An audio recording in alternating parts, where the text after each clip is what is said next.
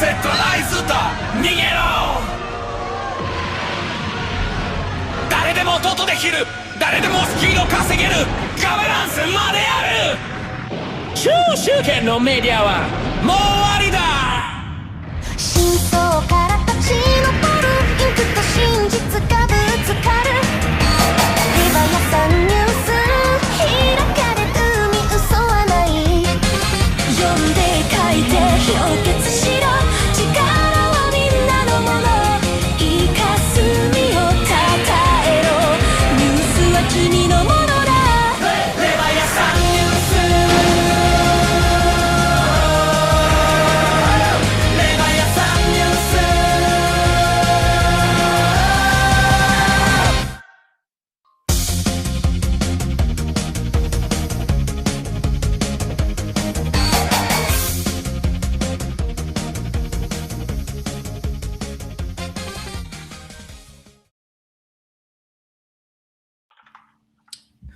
What's up, everyone? Leviathan News here for another live stream. Thank you all for joining us.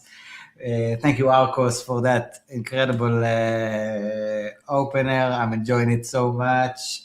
Shout out Arcus, ARQUS. Go follow him on X, ladies and gentlemen. And okay.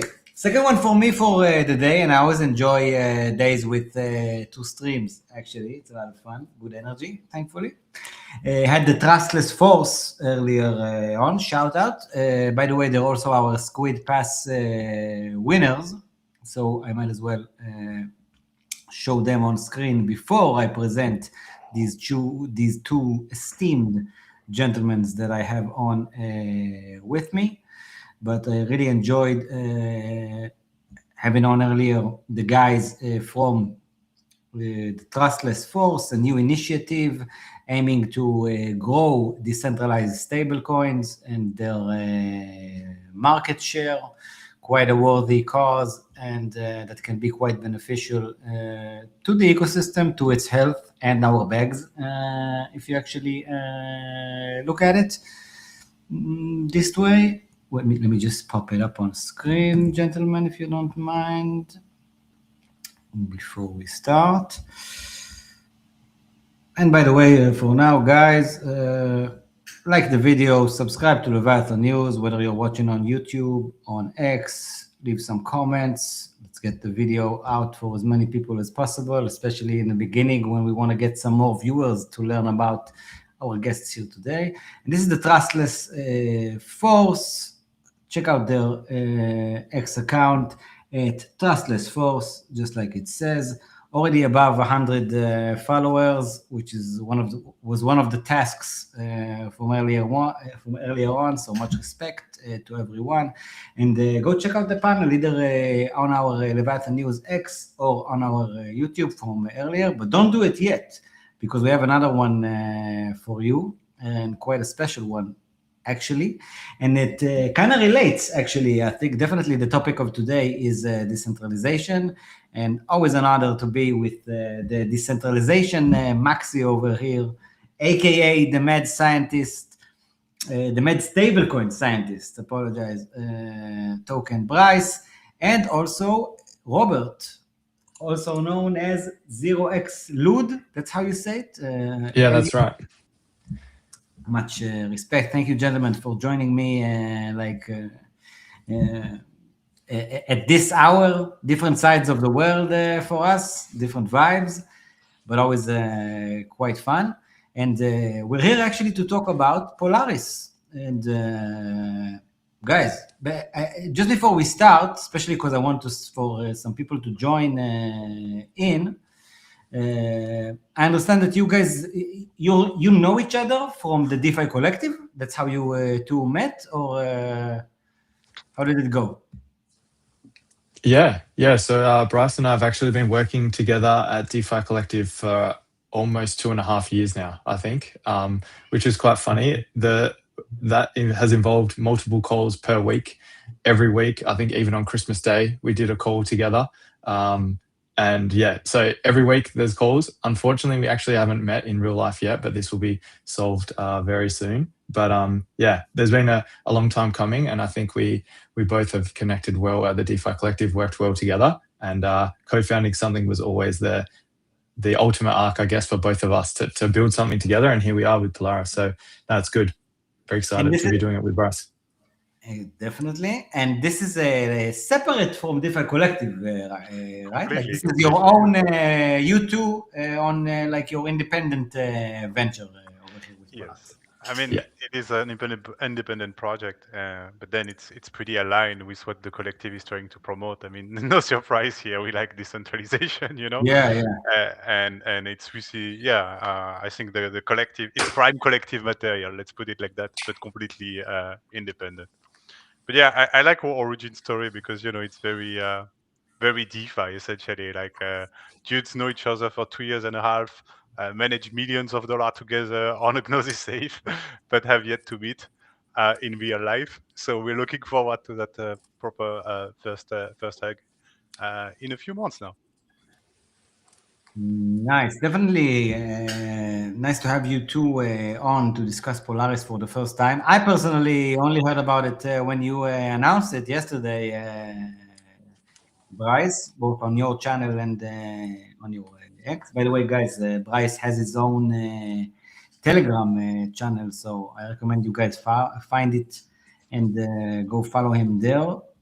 And okay, guys, like for me personally, when I've learned about it, it was obvious that it's going to be like stablecoin and decentralization maximalism involved whenever it's Bryce for me. So that was kind of a given. And then I read the headline, which is self-scaling stablecoin operating system. And for me personally, I don't even understand what it means. So I'll just let you two start, whomever like wants to start and take us over there to help me and hopefully some of the audience as well to understand what does it even mean, self-scaling stablecoin operating system, and why is it important? Yeah, so I can take this. I've been having this conversation a lot with investors over the last few weeks, but essentially maybe taking a step back of like looking to what the stablecoin market is represented by now, and maybe some of the issues is essentially we're reliant on off-chain yield sources for virtually all of the yield for stablecoins. So whether this is RWAs, T-bills, some sort of like hedge fund strategy that is masquerading as a stablecoin, or we have the basis trade stablecoins that are accessing yields from centralized exchanges essentially just with the basis trade short. So these are probably the easiest way that we've been able to access yield over the last couple of years, just because of the high interest rate environment. And also Bitcoin went from 20K to 120K. And we saw like Athena and USDE able to swell to like 10 billion in supply. However, the self-scaling part comes into it as like none of these yield sources are actually scalable to meet the demands of crypto and like wider to be able to make like DeFi and stablecoins yield bearing to an enormous scale, like not just in the tens of billions, but into like the hundreds of billions or trillions. And to do this, we're not going to just be able to like wrap TradFi, add a few extra steps, inherit all of the risk, all the counterparty risk, all of that, or just rely on like the speculative nature of like basis trade to scale stablecoins to the size they should be able to go. So while everyone else has been sort of looking off-chain and accessing the easy yield, kind of like what happens in DeFi or what happens in crypto, like when there's something easy to be done, everyone sort of like flocks to that and will innovate in that area. And that's sort of left the design space very wide open for people that are willing to put in the work and the research and the ideation into actually creating something completely new that is no one else is accessing the yield source that we're accessing. And that's because it's been like a novel yield source that's been innovated on and researched while everyone's sort of been looking off-chain. We've been looking on-chain to find the yield source. And the reason that it's self-scaling is because basically the yield source is owned by Polaris. It's internalized by Polaris. And the more that the stablecoin grows, or PUSD will grow, or the entire ecosystem really grows, then the more yield that is generated. So that's where it comes to self-scaling, is basically adoption increases activity. That activity increases velocity within the system. It creates like an inertia that creates more fees and yield, which then creates more activity because there's more demand to capture that yield. So it's very much like a very simple flywheel design, that basically activity promotes more activity because people are trying to capture that yield. So yeah, that's the self-scaling. The operating system aspect is maybe some alpha here. This will not just be a US dollar stablecoin. I think we're all very bullish on the future of Forex expansion across many different currencies. Like myself, I'm in Australia. There's absolutely no good option for an Australian dollar stablecoin, let alone one that earns yield. And as we see, like the Forex currency, like the Forex markets are becoming increasingly volatile. People don't want to be stuck in dollars and have like lose purchasing power against their own currency. So by doing this, because we have a decentralized stablecoin that is built on top of this novel yield source and also inherits or has a collateral asset that can over collateralize many different assets, we will be launching what we're calling the stablecoin operating system that allows for many different yield-bearing currencies to be created. These all inherit the same properties. So they'll use the same collateral source, they'll use the same yield sources, they will all be immutable, counterparty-free, censorship-resistant, like all of the properties that forms Polaris, all of these assets will have, and it can go as far as we would like or others will like. So we will allow other people to launch these as well through like a licensing structure. And one that we're probably the most excited about is a decentralized, over-collateralized gold-pegged asset that will be yield-bearing. So I know that Bryce and myself are gold, on-chain gold maxis. However, to earn yield on this is quite pitiful at the moment. So we're very confident we will actually be able to have negative interest rates on gold borrowing as well. So it's not just a US dollar stablecoin. This is where the operating system comes in, and it self-scales because we own the yield source and can ensure that it sort of self-sustains itself. I don't know if you got anything to add there, Bryce. Depends on how deep we want to go. But yeah, I think you did a very good job at providing a high-level overview of the system. Where maybe I think it's important to highlight too is we are very principled in how Polaris is being built. So as you were saying, the advisor, decentralization, maxi, and so on. But it's not just a matter of being philosophical. It's really resulting also from analysis of the stablecoin landscape and just realizing that this is the only way we can seriously scale a decentralized stablecoin. So in my blog post that we published, I shared quite a bit about this. But for instance, we focused a lot on the counterparty risk. And yes, of course, there is a level of it of simply, we're not doing DeFi to trust some, I don't know, random deposit in a bank somewhere that we can't audit. Yeah, that's one. But there is also a design constraint, for instance, to wanting to eliminate that counterparty risk. And Robert, I think, highlighted it pretty well. It's simply that having a counterparty means you are capping your growth. You're capping your growth to the max level of yield that this counterparty can deliver, And we've seen this scenario happen over and over and over again, where stablecoin starts more or less clean, let's say, whatever that means. But then as they grow, they clearly become dirtier in how they source their yield.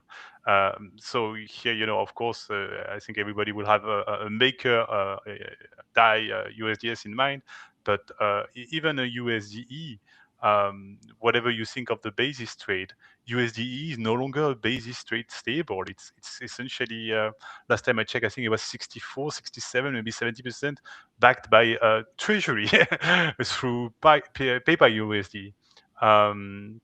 So yeah, that's another thing we wanted to make sure that it doesn't happen with Polaris, that we don't have this trajectory of starting nicely, and then as it scales, kind of assuming more risk and deteriorating the quality of the backing.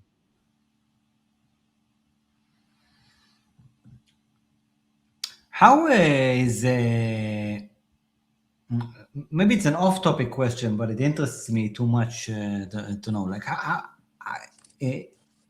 you talk about gold, for example. What are your thoughts about the current like on-chain gold exposure opportunities? Are they safe? Are they actually decentralized? I was actually kind of surprised to see, because it's not like the classic, 100% on-chain stuff. So I'm curious to your thoughts and like your perspective on it.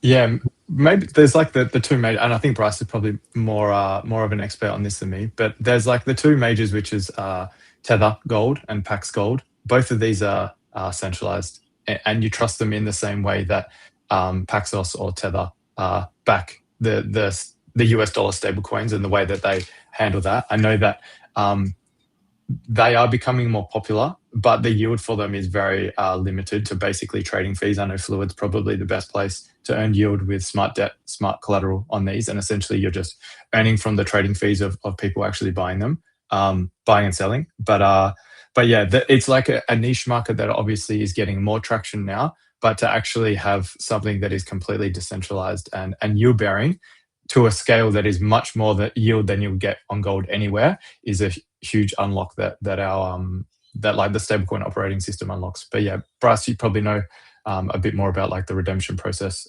Essentially, it's just whitelisted though with Tether or Paxos. And yeah, so first, what a day to be talking about gold, guys, because I don't know if you realize, but we literally have a Sigma 6 event on gold today. The thing is ripping like a crypto, up 6.5%. So I don't know who trade gold over here, but Do you have a graph to show? Feel free to like pop a graph on screen. Yes. Let me get you Can you a see how chart. to share a screen over there? Yeah. I mean, I will. We can just do with a CoinGecko. It's fine. Or Gzot. They are a bit lagging behind the real price, but or above or behind. Yeah. No, they're a bit above. So that's funny. You can see that the crypto Dejan are rushing to the door. Because Did you share? It's coming. You can see it now. I would need to approve it. Just a second. Yeah, I heard it pop though. So I know it might not seem much, but remember, this is gold, okay? This is boomer. Exactly. Charts, When this thing moves 1%, it's a good day for gold. But look at this, it's been, I mean, literally, it's one of the most beautiful chart of crypto. Oh, for Tether Gold, whatever the timeline you take, since Tether Gold inception, it's been pretty much up only. It had one year of quietness, and then it's been ripping, and lately it's been literally like exploding. So I mean, we're not here for price talk, but I think that shows interest. And what's even more interesting is if you look at the market cap of those two, you can see that, of course, it's influenced by the price, but it's growing much faster than the price. So there are a lot of these new stable minted, and they're becoming some prime assets. I think if you go on DeFi Llama, you will find Tether Gold just scrolling a bit. It's about to enter the top 10, So like, just so we realize the scale of this thing, it's at 3 billion. It's top 14 now of DeFi essentially. So wow. Yeah, there is huge retail interest. What's the market cap there? Almost 3 billion for Tether Gold, and Paxos is like also not far behind. Let me pop back CoinGecko to check Paxos. By the way, this also actually resonates with me on another point. Like, as some of you know, I'm also working with the Frankencoin Association on Frankencoin, the Swiss franc stablecoin project. This also relates to what you said earlier, Robert, yes, about like non-USD stablecoins, which definitely I share this perspective of like, I guess because I'm not an American, so like there are other currencies other than the dollar, and especially like some of them actually have use cases like store of value and stuff. But like, and also just recently, like a few weeks ago, both XAUT Tether Gold and PaxG Paxos Gold were onboarded as a collateral to mint ZCHF, the Swiss franc stablecoin. So I'm pretty sure that, yeah, for sure, like something's waking up there. And some of these, there's so much interest in gold, there's no way that some of it won't come on-chain. Like on-chain people also like gains. And if gold is the only thing gaining, someone will bring it on-chain and start using it. So I'm definitely curious about your ideas on how to actually enable yield on it.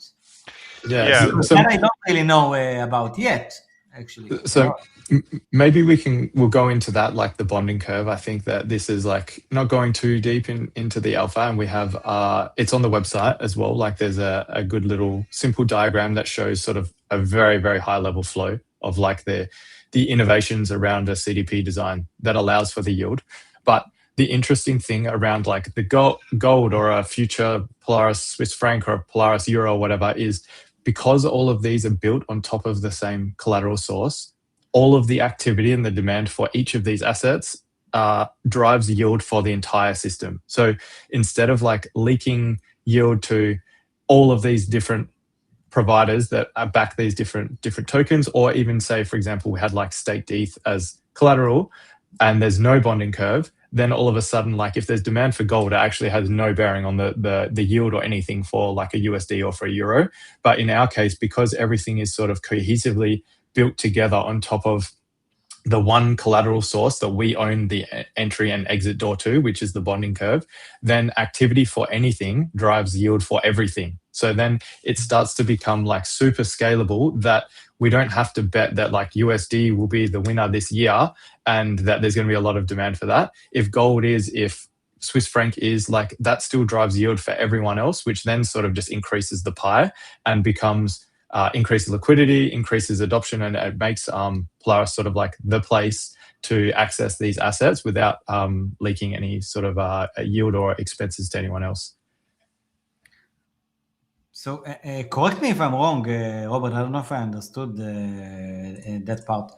Like, are you guys going to issue your own gold, like Polaris gold, Polaris Swiss franc, Polaris Australian dollar, Polaris euro, Polaris USD? Yeah, you go, Bas. Go. Nice. Yeah, you were asking about the stablecoin OS earlier. This is what we mean by the stablecoin OS. So it's building an infrastructure to be able to output and grow stablecoins. And of course, we understand that whatever you think of the dollar, it remains an important currency to have as a stablecoin. So it's by far the king. Yes, so there will be a PUSD, and then considering the interest, the demand there is for gold, but also, and not to flex, the fact that pretty much no one but us could do this decentralized gold, because you need to be able to stomach a negative borrowing interest rate to be, because who wants to short gold right now? And we will not get too deep in this discussion, but our infrastructure can also stomach someone borrowing gold while remaining delta neutral to it. So essentially, there is a conjunction of factors that lead us to believe that this P-gold could be quite an interesting thing. But then, the infrastructure will. I don't know if I want to say too much alpha. Robert will kill me. Maybe Robert, you speak about what we can say on this, but the infrastructure will be available for others potentially to harness on other currencies, and the vision is really to grow an ecosystem of P assets. Robert, according to Bryce's smile over there, you guys are onto something. He looks satisfied. Without going into too much detail, I think Bryce and I have a lot of experience in managing stablecoins at the DeFi Collective, and we are aware that, like, as Polaris, we could not manage 10 different stablecoins and make sure there's integrations for them all and liquidity and users and distribution for all these different currencies, especially because they are jurisdictional, like location specific. So I think the plan here, and maybe without saying too much, is definitely providing the infrastructure for other people or other partners to launch these stablecoins that potentially are located in the jurisdiction of that stablecoin, and then they access there distribution channels, because these stablecoins will be yield bearing, there is a way that they can make revenue from this. So they could skim some of the yield and then distribute the stablecoin to their users, and that really takes the BD load off us and like the technical load off us having to manage like 10 different stablecoins. But in the end, like it's still beneficial to the entire Polaris ecosystem because it uses the same collateral, it uses the same yield sources, it uses the same infrastructure. So that's the plan, is like horizontal scaling, but not us actually having to do it, because there's far better people in, I don't know, Brazil or whatever that are better to scale that than we are.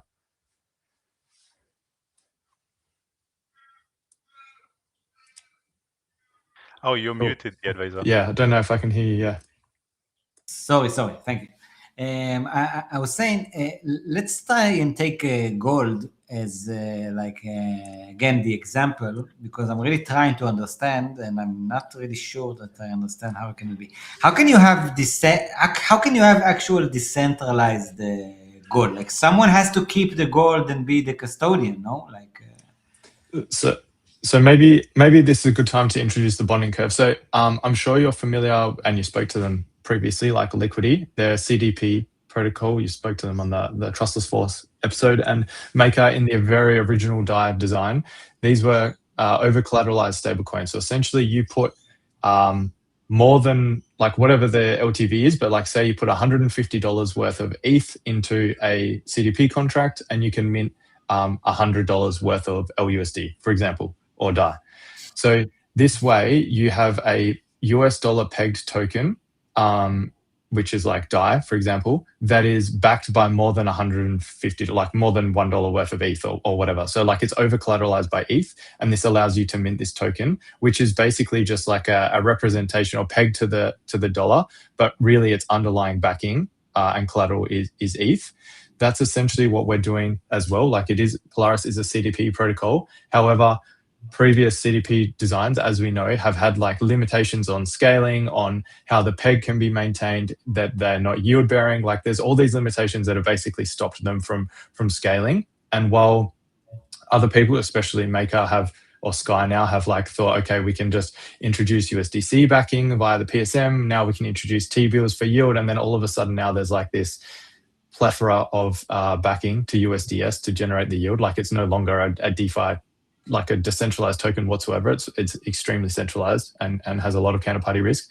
We have been looking of like, okay, how can we solve all of these issues from previous over collateralized stablecoins and basically architect something that is designed to solve all of these issues. So that's where we have introduced like a different collateral source, which is essentially is native ETH deposited into a bonding curve, which then gives the receipt token of Polaris ETH, which is like that then becomes the collateral token for the CDP. So now you put in Polaris ETH into a gold CDP, so into a contract, and then you mint gold. So the actual gold peg token is pegged via arbitrage to the gold price, but its underlying backing is ETH, is Polaris ETH, which is then backed by ETH in a bonding curve contract.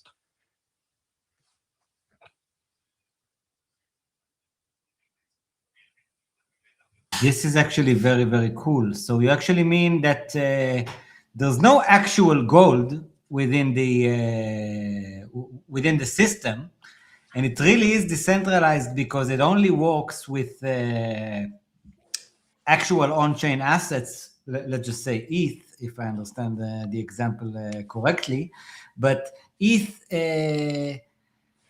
with a CDP model becomes like, gets different representations. Like you guys actually basically are saying, why only use the model of let's take ETH and turn it into a USD stablecoin or another type of stablecoin.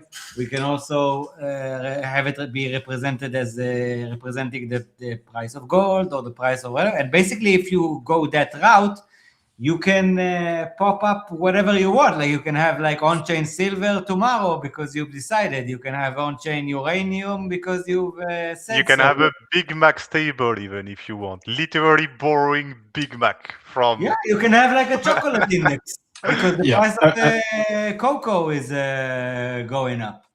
Exactly. And I don't know if you guys saw Vitalik's tweet the other day about decentralized stablecoins. Essentially, he basically was saying, I've got it here, that we need better decentralized stablecoins, ideally figure out an Can you index. share the screen, Robert? Maybe we can. It's on like a pitch deck slide that I haven't used, so I probably won't share it. But basically, he said ideally figure out an index to track that's better than USD, so like a non-USD specific stablecoin, but has like an index of maybe a basket of different currencies and maybe commodities as well. Maybe it's like a hybrid USD, gold, silver, Swiss franc, or whatever. Then an Oracle design that is decentralized and not capturable, and then solve the problem of that staking yield is competition. So these are the three things that Vitalik outlined as what needs to be improved with decentralized stablecoins. And it was actually extremely good timing that all three of these problems are essentially solved with Polaris's design. So we can, because of the design, anyone can create like a basket. You could say like, this is the Oracle price for the most optimal designed stablecoin, like whatever that Oracle price is, as long as there's a price feed or a way that we can like have arbitrageurs keep that peg, then it can be over collateralized by PETH and essentially by the Polaris infrastructure, and it will keep to that peg, and there can be minting and redeeming against that to make sure that it stays to peg. The Oracle design, like, yes, the stablecoin would have to have an Oracle to keep the peg, but the actual underlying infrastructure, the only Oracle we need is for the ETH price, and then the bonding curve has like an internal TWAP price along with an Oracle. And then lastly, solve the problem that staking yield is competition, again, is like solved by the bonding curve because of like the yield mechanics there that we can go into if you want. Yeah, definitely. Just keep going. Whatever you guys are willing to share, we're here to listen. Yeah. Okay. Maybe Bryce, do you want to say anything about like the yield of the bonding curve, or if not, I can take it. It's up to you. The classic, where is the yield coming from? Yeah, go for it. They need to hear it from the horse's mouth, I guess. Yeah. Okay.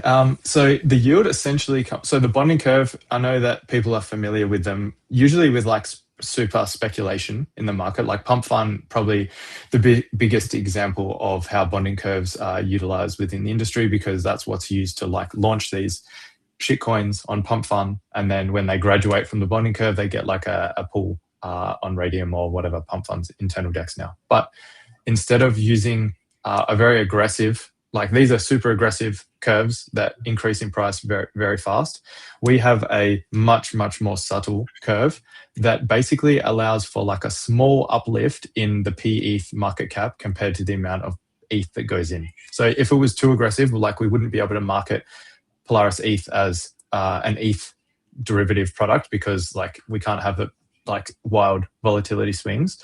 But by having a very small uplift, it unlocks a few features that allow us to scale more. So number one, that has sort of hindered prior CDP designs is upward depegs, and Bryce knows this firsthand from his time at Liquidity, that when LUSD used to trade above $1, and it really is like difficult for borrowers to feel comfortable to borrow and sell their stablecoins if they know that it could be a higher repayment cost, like they could lose money on the repayment due to an upward depeg.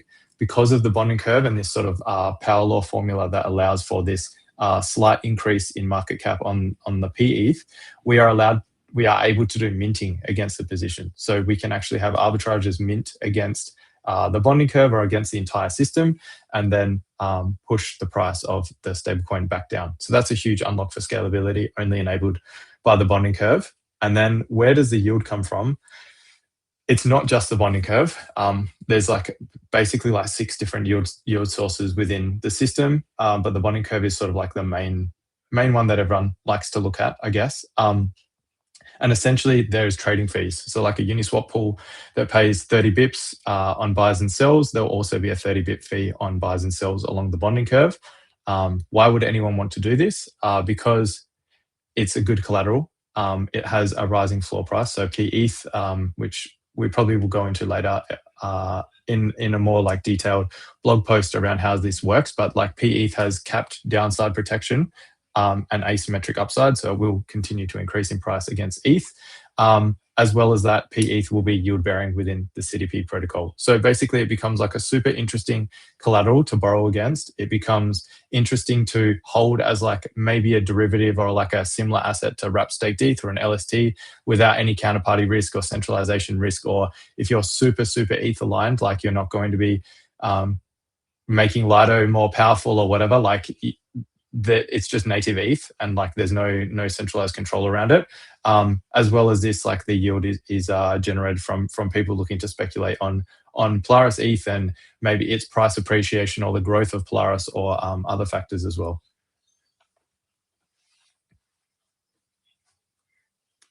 Sorry, I was muted. So again, Robert, the ETH or Bryce, whoever wants to take it, the ETH that's going to be like the main actual liquidity within the system, like the main collateral, if I understand correctly, maybe the only one for now.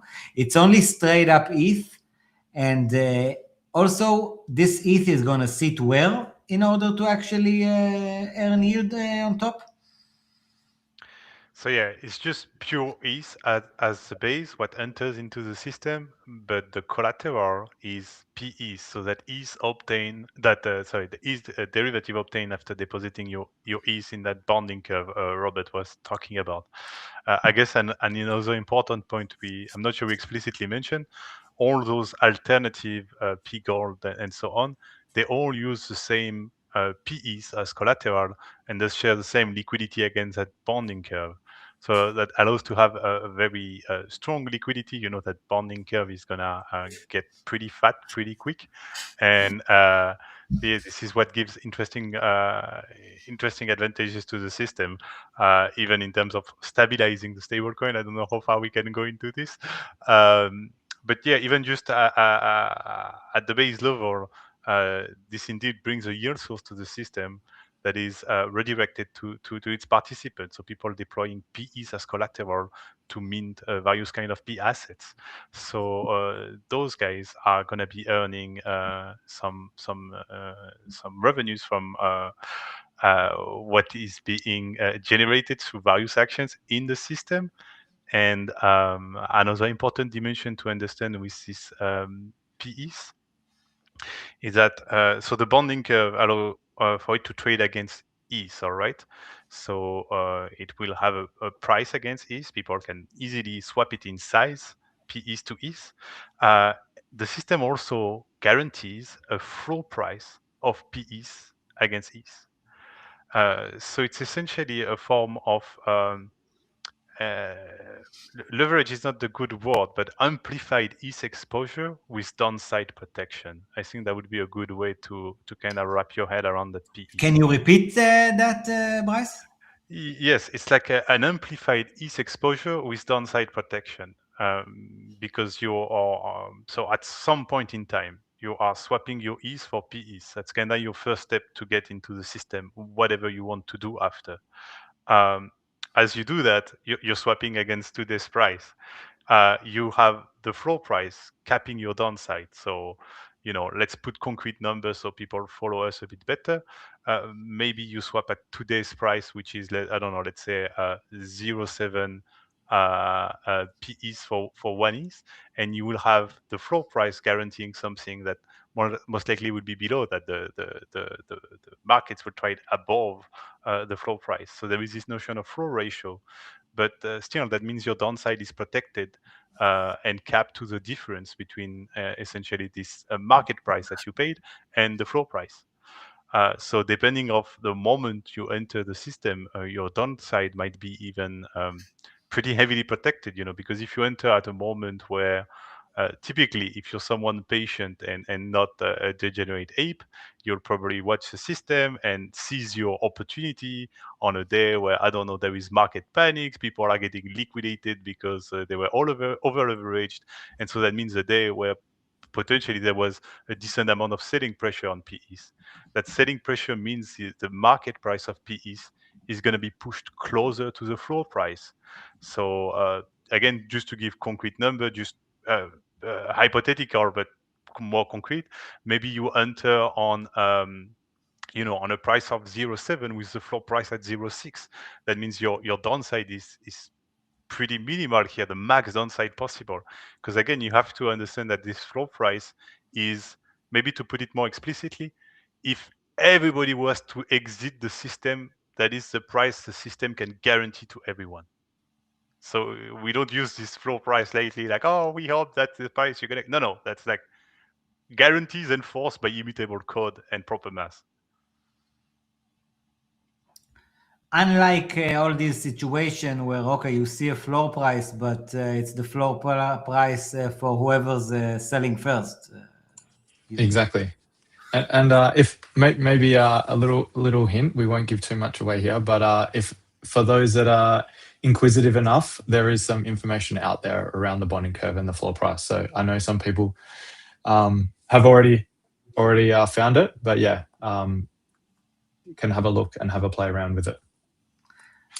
Guys, if you've already found it and you're watching this, please write it in the comments so some of us will also have a chance to understand what it's about. And obviously, go follow Polaris and Leviathan news.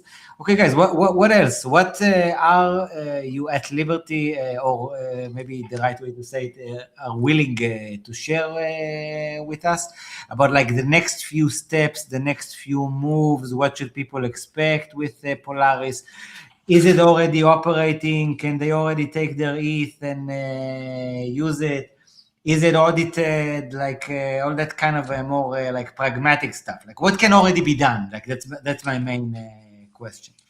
Yeah, unfortunately, the only thing to be done for now is wrap your head around it and keep your eyes out. To be perfectly honest, like this is a protocol that will take is going to take time to develop. Like we're not just building a stablecoin. There's the entire stablecoin operating system with with a few more components that we haven't touched on today. So I would expect like audits will be around the summer, sort of Northern Hemisphere, summer of this year. So we still have time. It's quite an early announcement, but there will be a lot of things coming over the next few months in regards to understanding the protocol, digging in a bit deeper, educating about how it can be used. Because we know that CDP is number one. Not every user wants to have like to borrow against ETH. They want to just earn yield on stablecoins or just earn yield on ETH. So we have to make sure that there is enough education and infrastructure around this to make this possible. So like we want to make it as easy if you have USDC in your wallet on whatever like chain you're on or whatever that you want to earn yield on it, that we capture some of that TVL that goes in from those users. So it's very much like a big educational push on our side. I'm not going to say exactly when mainnet will be because our other co-founder and CTO will kill me if I commit to anything. But I would say like audits are definitely sort of middle of this year, and then we'll go from there. Obviously, as an immutable product, there's no messing about with audits or anything. So like we won't launch until we are 100% like as confident as possible that everything is good, because we don't get any second chances here. So yeah. Maybe Bryce can speak a bit more about what's come on like the content side of things, but there's quite a big push coming there over the next few weeks. Yep, for sure. Yeah. So over the coming weeks, we want to kind of progressively bring people up to speed on all the components of this model, or as much as we can in the current stage. So do watch out the blog. I've been cooking. There will be a decent amount of blog posts coming over the next weeks, most likely at least one per week, covering different areas of the system. The first one is most likely, I can tease you a little bit, most likely going to explicit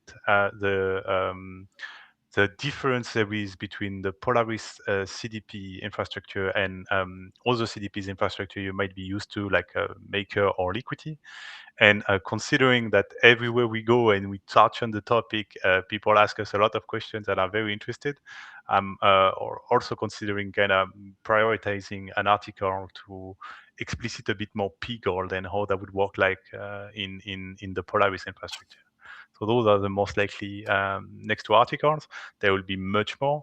And yes, the goal is to kind of prepare the ground for the release of the white paper that will be coming in the coming weeks as well at an unannounced yet date, but not too far away in the future.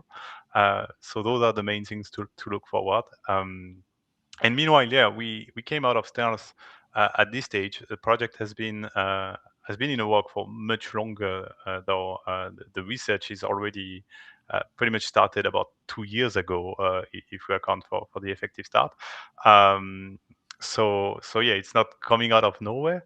And reason why we wanted to go out early is also to start building the community, but also to start working with all the people that are going to be interacting with that stablecoin. As Robert was highlighting, we are picturing a pretty dense infrastructure on top of it with vault provider, service provider, and so on. So if that is you in the chat or on the stream and you want to have a discussion about Polaris, what you could build on top, feel free to pop in my DM. They are open for sure.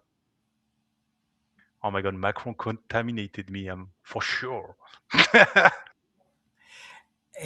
What made you guys decide to like announce it now? Like was there a specific reason to choose this timing? Because I'm already understanding that okay, you've been working on this for a while, and it's not like that. Okay, it's ready, it's launching tomorrow. Go out and use it. So I'm actually kind of curious on like the thought process behind the timing of announcing it and putting it out there. Like, why is that? Yeah, so I think it's like multifaceted in a few ways. So like this has been going for quite some time, like almost a year now since Bryce and I really started, like it became a serious thing for us, and that we've been working on it, and then sort of transitioning away from whatever I was doing before. I had another job, but I think for us, like when you've been working on something for so long in stealth, like it's nice to just like make it real and put it out there as well, so that it puts the pressure on to also make sure that things like progress well and there's traction. As well as that, we are currently raising our round to allow for us to like continue the development and pay for the audits and all these things. And I think that investors also like to see some traction. Like it's much more difficult to say, hey, we've got a lot of interest on something that no one knows about, where like the launch has gone amazing. Like we've been retweeted by Ethereum, like the official Ethereum account. We've got some good angels on board with Anthony Sassano or Sassel as well. So yeah, I think like it couldn't have gone better with the launch, which also then helps to try and wrap up the fundraising as fast as possible so we can move on with the development. Also, I don't know if they'll be listening or not, but like the devs, it now puts like the pressure on everyone in a way that like, hey, it's live, everyone's expecting something to happen. So we need to make sure that we ship as quickly as possible so that we can actually not keep everyone waiting too long. So I think like there's multiple reasons here. I think some of it for us as well, like Bryce and I love to talk about this stuff. So I think it's good to just like have it out there, have people read the white paper, stress test the design, ask us questions, they learn about it. Like, yeah. So the reason why it was like yesterday or the day before yesterday is there's no better time than the present, I guess. And there was nothing, we weren't really waiting for anything else. So we thought we'd just do it. That's actually very nice. I was actually about to ask you guys about like funding of it. Like I'm sure that something like this is like quite a venture, and I was curious about like, okay, is it self-funded by just you two? Are there already like early investors participating in it? Are you raising? Like, what's the status on that front that you can share? And by the way, I really resonate with your point there, Robert, about okay, yeah, now it's out there and you can't like hide behind like the quietness of like not being like no one knows about it and you're just stealth mode building. All of a sudden it's a thing. And I don't know, I think that yesterday I saw the account and it had like 30 followers and now I'm seeing like almost 1,600 people. I'm not really sure how you guys do it, but feel free to teach us. Yeah. Okay, well, so what's the funding situation on your side? Yeah. Go for it, Bryce. Yeah. Just to bring a bit of context, because I just saw, for instance, a gold stable, pure centralized, basic. Okay, they have a bit of yield, but not too much interesting. Raised 20 million to ship their centralized gold stable. Well, I imagine also maybe a decent amount of that go into legal cost and compliance that they have to do for such a project. But yeah, we are running a much tighter ship here for sure, and we don't need that much to build the protocol. We don't need the excess amount we're seeing, raised by some projects. We want to do something efficient, have enough funds to bring it to the market safely, but then the protocol is engineered to scale essentially, and doesn't need to have a massive amount of cash injection to be able to even just begin to break the interesting supply figures. Maybe another thing that is worth noting as well on the funding is something we're very proud of is all the team members are invested in the project.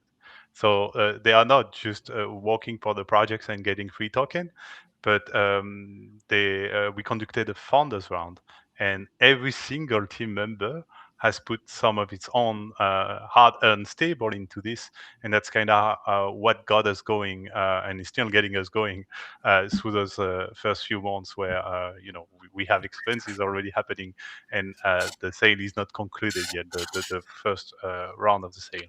So I think that's worth highlighting because in my pretty long career in DeFi, I don't think I've seen any projects that work like that. So I was pretty proud of what we were able to achieve here with Robert, just also in terms of team alignment, because we're trying to do things right, not just in what we're building, but in how we are building it, and also in how we will bring it to market. Robert, I imagine you wanna add some color there as well. Oh, not too much. I would just say it was also the full team and advisors that put their own money in. So it's not just to echo what Bryce said. Like everyone is super excited. Like the team now consists of 6 full-time people, 3 devs. The devs also put their own money in, and like that's great to see and like very unusual for this to be the case, as well as advisors as well. And the round pricing, like I won't go into the pricing, but it was like competitive. It's not like we got in at like 1 million market cap and everyone gets free money. It's sort of like what a pre-seed round price would be.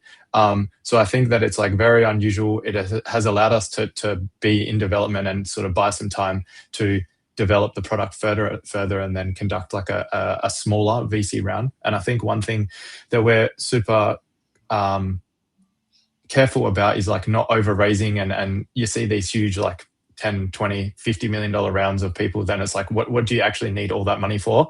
For us, we just raise what we need. And then from there, like everything's internalized. Like there's not going to be this governance attack or this equity or like this labs foundation disagreement or like misalignment or anything. Like this is a proper DeFi protocol by people that are passionate about DeFi. Like it's built correctly to align everyone, and all of the stakeholders will be aligned in the same way, and even playing field and everything like that. So I think we're really passionate about that and make sure that like we can get this and scale it to what it needs to be, but we also aren't just trying to extract as much value as possible, which is important. I actually think that,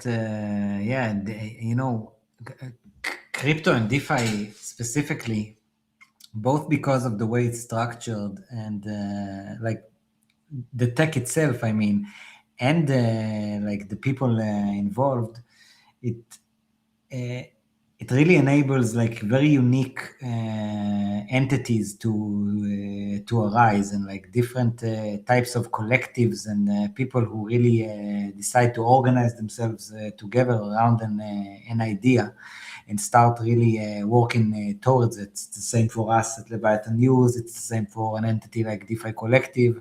It's the same for what you guys are describing. So I actually think that on that aspect, like the cultural aspect of our industry is very unique and really opens up ways to very organic and creative like ways to organize resources around an idea, and it's very nice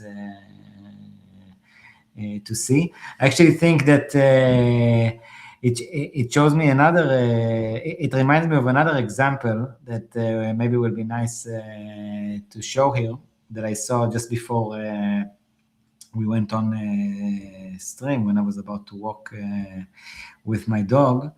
and I was like, I'm opening the X on my phone, and I'm seeing the tweet by Polaris about the landing page, and how so Bryce got an offer on doing a landing page for to pay 5 digits for a landing page, and then he was like, "What? No, I'm building it."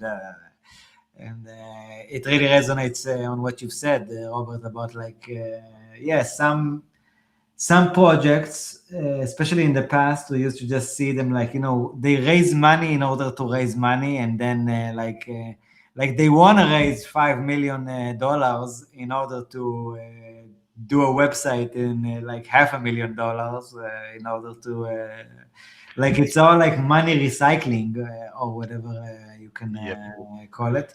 And on the other hand, like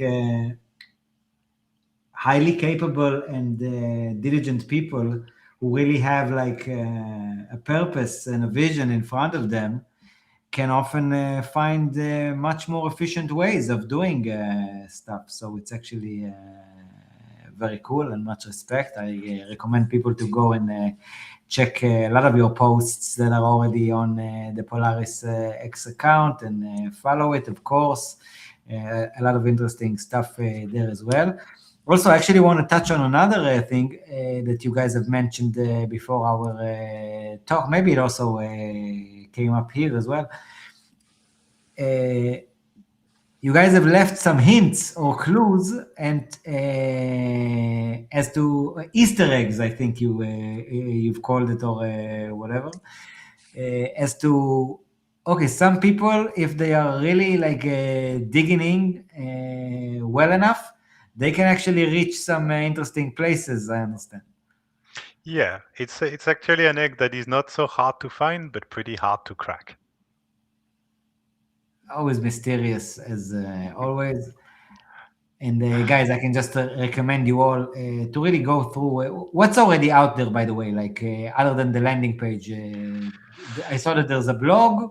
Yes, there is a blog post on the blog of Polaris, and if you want to dive more into, I guess, the vision and let's say the grounding of Polaris, on my personal blog, TokenBrice XYZ, I address as well through another angle why are we building Polaris and why we think it's needed.